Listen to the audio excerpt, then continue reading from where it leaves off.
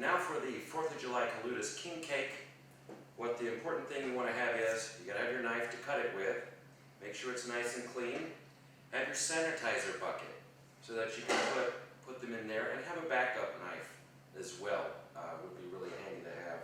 So that you can just have this bucket down on your plastic shelf and keep things nice and sanitary and clean, so we don't want any health code violations. Alright, so to start off with, the king cake comes with in a plastic wrapper like this.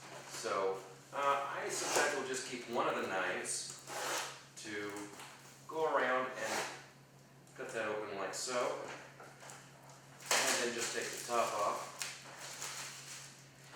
and there we go. We got our 4th of July Kaluda's king cake, and it's very, it smells so good.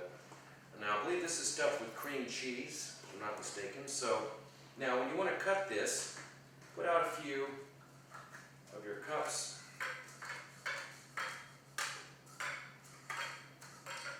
Like so. And just cut it into little squares. Now, you want to cut them in about 1-inch squares. Don't make them really big because they won't fit in the cup for one thing.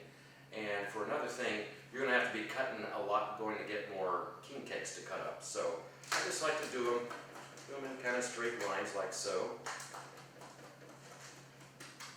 Alrighty.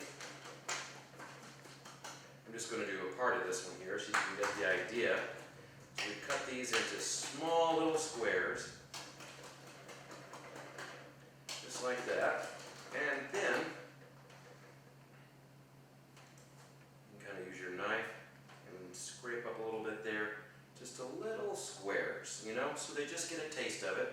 It does have the cheesecake in there as well, so just use the knife to kind of, if you have to, cut around it. Make sure you get good clean cuts, so it makes it easier to get the samples out. Get one here. Alright, so put that in there.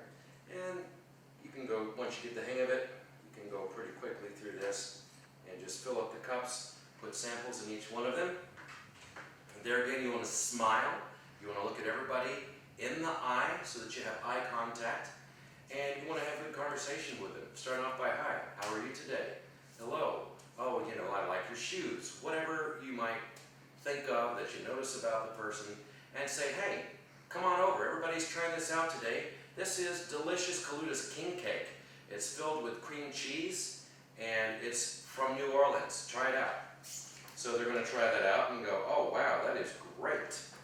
And, and then you say, yeah, and they're normally, these go for $25, $30.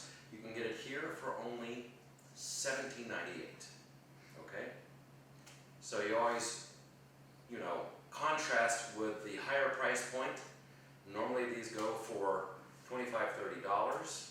Here you get it for only $17.98, and that is a full, this is what is known as a half sheet.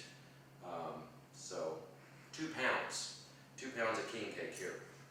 And it is delicious, freshly made here in New Orleans. So I've got that as well. And then one important thing to do is to ask for the sale. If they like it, they love it, great, isn't it? You know, suggestively sell it for the family. Or one for, you know, as a gift for somebody else. Any which way you can think about it there. You want to shoot high, okay? And so that way you're going to sell more than you would otherwise. Another important thing you want to make sure you do is to have your price signs clearly displayed at your booth. So that way there's no question, you won't get people asking you how much. You'll be able to focus more of your time on actually showing the value of the product and the great taste of it. A handmade bag that has different compartments. So we've got a back compartment, one compartment for the blackboard here, and then there's another separate compartment so they don't get scratched up for the plastic board, and then just insert the frame into the top part, or the front part rather.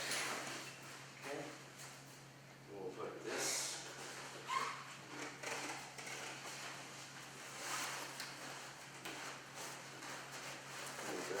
there.